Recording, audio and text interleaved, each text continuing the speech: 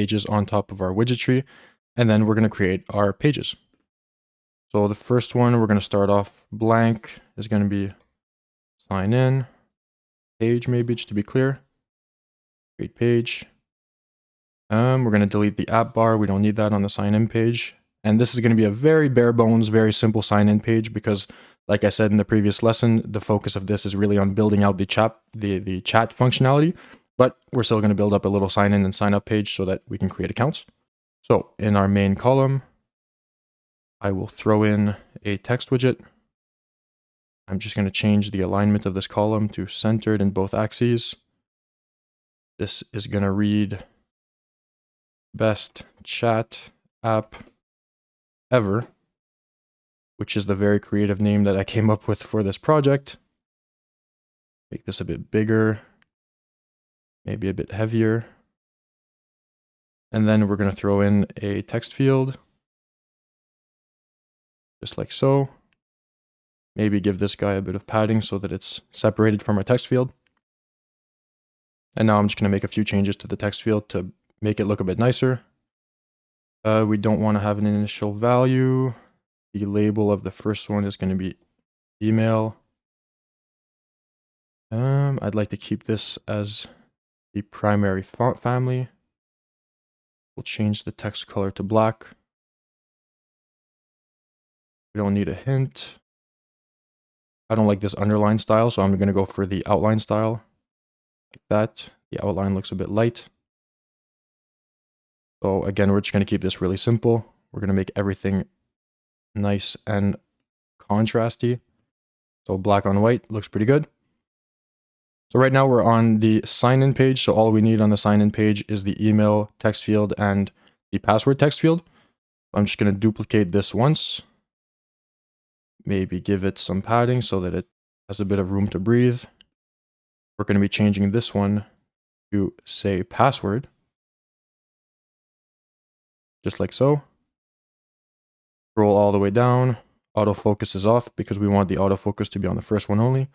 This is a password field. And we're going to give it the icon like this so that users can click on it to see their password. Make this black as well. Then after that, we need to add in a button so that the users can actually sign in. So again, give this some padding. This button is going to read sign in.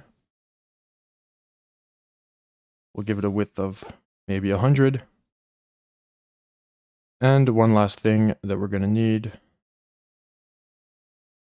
is some text so that the user can go between the sign in and sign up pages. So this is going to read, don't have an account, sign up. So like I said before, this is very simple, very bare bones, but it does the job that we needed to do. Now the next step is going to be to duplicate this page. And then we're going to rename this one over here to sign up page. Now this is going to read sign up. This text down here is going to say already have an account, sign in. And now since this is the sign up page, we're going to need a few more fields. So we're going to keep the email field. We're going to duplicate it once like so. This is now going to become our field for the display name of the user. And then we're going to duplicate our password field. How much padding did this have? 10. Give this guy a bit of padding. This one down here is going to become our confirm password field. And that looks pretty good. So now that we have these pages set up, we can go into our app settings. In authentication, we're going to turn this on. Our entry page is going to be the sign in page, and the logged in page is going to be the home page. We're going to jump back into here, and now we'll be able to set the actions on these pages.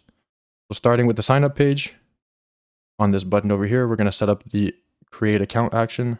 So on tap, we want to go into backend/database, Firebase authentication, create an account. The authentication provider is email. The email field is our text field 1. The password field is this one over here, password field 1. Confirm password is password field 2. And then we're going to add an additional field, which is the display name, which corresponds to this text field over here. From variable, widget state, text field 2. So that all looks pretty good. Now we're going to jump over to our sign-in page, and we're going to be setting up the action on this sign-in button right here.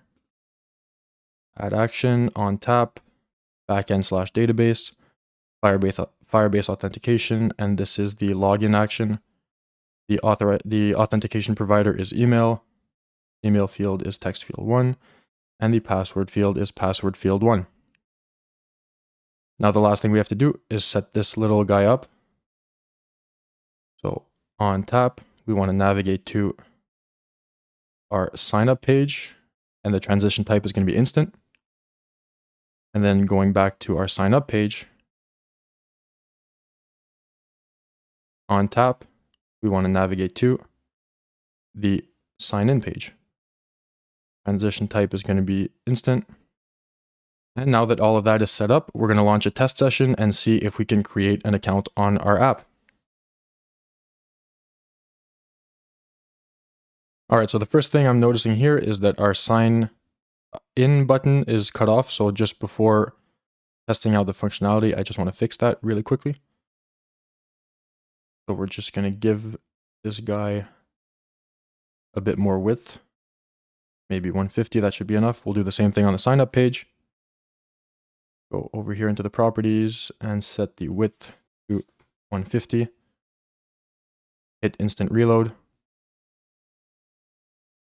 All right, cool. So now we're on a sign-in page as we expect. If I click on don't have an account sign up, we're brought to the sign up page. Sign in, sign up, that's all good. And now let's see if we can create an account. So I'm just going to put in fake email address as if my name was Justin. The display name is just going to be Justin. The password is going to be very creative. It's going to be Justin. And the confirm password field is going to be Justin as well. Sign up. Don't need this. And as you can see, we are now logged in, which is great. We don't have a button to log out yet, so we're kind of stuck here. But we can see that the sign up functionality allows us to create an account. If I go into our Firestore database in our project, we see users has one record for our new record of Justin. So just so that we don't stay stuck here, logged in with no option to log out like we see right now, I'm going to go back in here and I will be adding another page, create it from blank and just call this settings. Just like so. Change the title over here to settings. And then over here, we're going to enable the nav bar.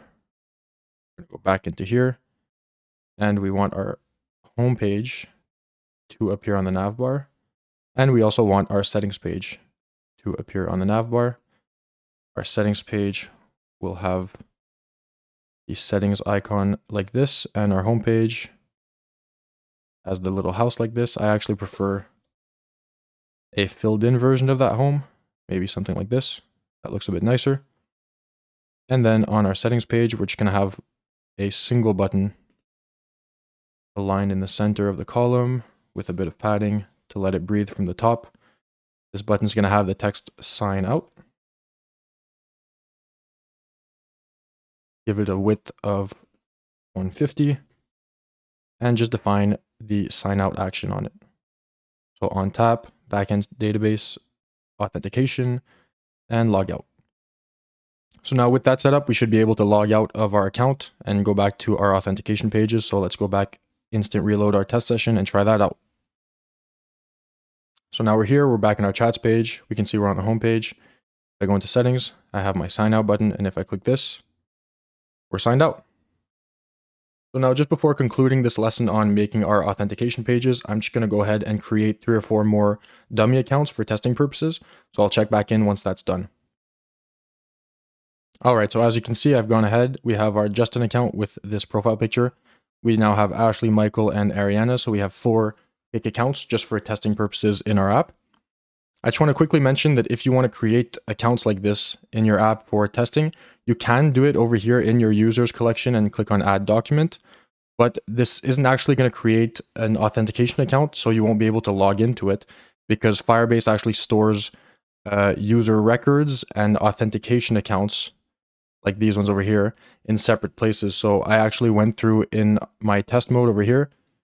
I created the accounts using this page over here, and then I just went in over here and I added the photo URL so that they had a profile picture. So that pretty much does it for this lesson on authentication pages.